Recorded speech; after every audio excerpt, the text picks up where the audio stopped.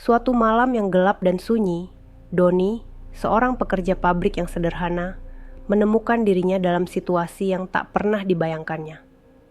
Doni adalah pria yang rajin, selalu datang tepat waktu, dan jarang mengeluh. Dia baru saja dipindahkan ke bagian produksi malam karena peningkatan permintaan produk. Pabrik tempat Doni bekerja terkenal sebagai pabrik tua dengan banyak cerita mistis. Namun, Doni tidak terlalu peduli dengan cerita-cerita tersebut. Pabrik itu besar dan berisik saat mesin-mesin beroperasi. Tapi di luar jam kerja, keheningannya sangat mencekam.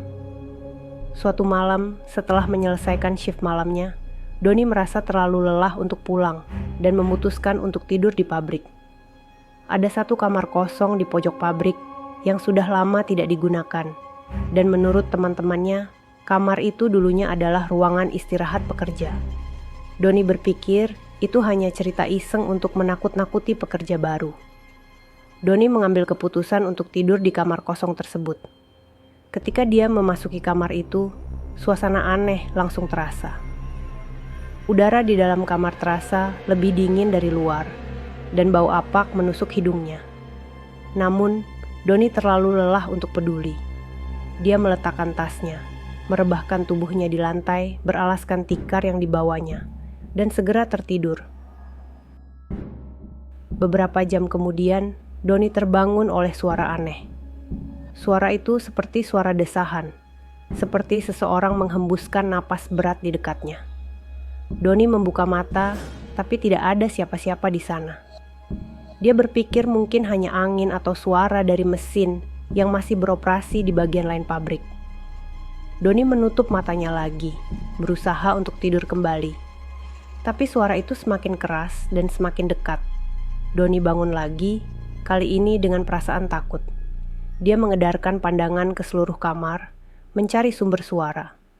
Tiba-tiba, dari sudut kamar yang gelap, dia melihat sesuatu yang membuat darahnya membeku. Sebuah bayangan putih berdiri di sana, diam tak bergerak. Sosok itu tinggi dan berbalut kain putih, wajahnya tertutup rapat dengan kain yang sama. Hanya terlihat dua mata yang menghitam. Pocong. Doni terperangah dan tidak bisa bergerak. Sosok pocong itu tidak melakukan apa-apa, hanya berdiri di sana menatap Doni. Ketakutan yang luar biasa menguasai dirinya, membuatnya sulit untuk bernapas. Setelah beberapa saat yang terasa seperti seumur hidup, sosok pocong itu perlahan menghilang, seolah-olah larut dalam kegelapan. Doni tidak bisa tidur lagi malam itu. Dia duduk di pojok kamar, memeluk lututnya dan berdoa agar pagi cepat datang. Saat fajar menyingsing, Doni segera meninggalkan kamar itu dan berjanji pada dirinya sendiri untuk tidak pernah tidur di sana lagi. Namun, kejadian itu hanya awal dari serangkaian pengalaman mistis yang akan dialaminya. Malam berikutnya, Doni kembali bekerja dengan perasaan was-was. Meskipun tidak lagi tidur di kamar kosong itu, dia masih merasa ada sesuatu yang mengawasinya.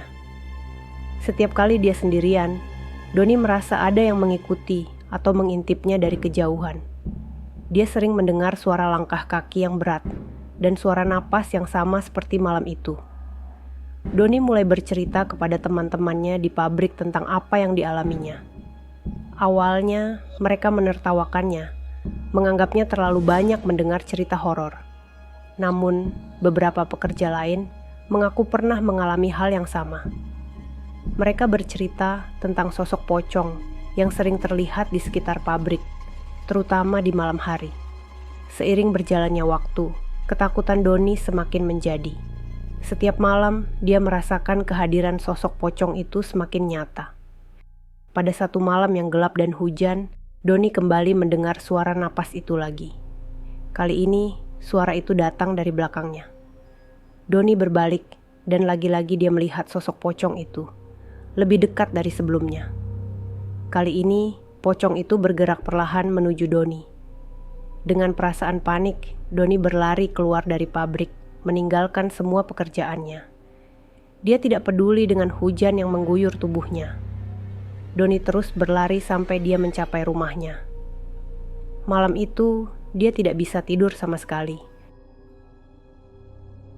Keesokan harinya, Doni berbicara dengan manajernya, meminta untuk dipindahkan ke shift pagi. Manajernya, yang tahu betapa rajinnya Doni, setuju dan mengatur agar Doni bisa bekerja di pagi hari. Meskipun demikian, pengalaman-pengalaman mistis itu terus menghantui Doni. Dia merasa kehadiran pocong itu masih mengikutinya, bahkan di rumah. Setiap malam sebelum tidur, Doni selalu berdoa dan menyalakan lampu di kamarnya, berharap bisa mengusir rasa takutnya.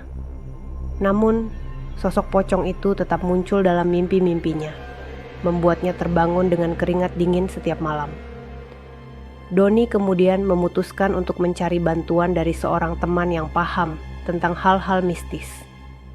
Temannya memberitahu bahwa pocong itu mungkin adalah arwah penasaran yang terperangkap di pabrik tersebut. Doni disarankan untuk melakukan upacara kecil untuk mendoakan arwah tersebut agar bisa tenang dan pergi ke alamnya. Dengan bantuan teman-temannya, Doni mengadakan upacara sederhana di kamar kosong, tempat pertama kali dia melihat pocong itu. Mereka membakar dupa, membacakan doa, dan memberikan sesajen untuk arwah tersebut. Malam itu, untuk pertama kalinya sejak kejadian itu, Doni merasa tenang. Meskipun pocong itu tidak pernah terlihat lagi setelah upacara, Doni tetap tidak bisa melupakan pengalamannya. Rasa takutnya masih ada, meskipun tidak sebesar sebelumnya. Dia tetap bekerja di pabrik tersebut, tapi selalu menghindari kamar kosong itu. Teman-temannya juga menjadi lebih waspada dan saling menjaga satu sama lain saat bekerja di malam hari. Pengalaman Doni menjadi pelajaran bagi semua pekerja di pabrik itu. Mereka belajar untuk lebih menghargai dan mengingat arwah-arwah yang mungkin masih ada di sekitar mereka. Dan meskipun cerita tentang pocong itu masih menjadi bahan pembicaraan, tidak ada lagi yang berani tidur di kamar kosong tersebut. Doni menyadari bahwa meskipun pengalaman itu menakutkan, itu juga mengajarkannya tentang keberanian dan keteguhan hati.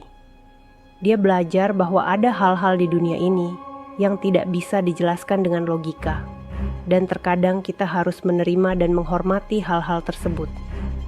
Meskipun demikian, Doni berharap dia tidak pernah harus mengalami kejadian serupa lagi seumur hidupnya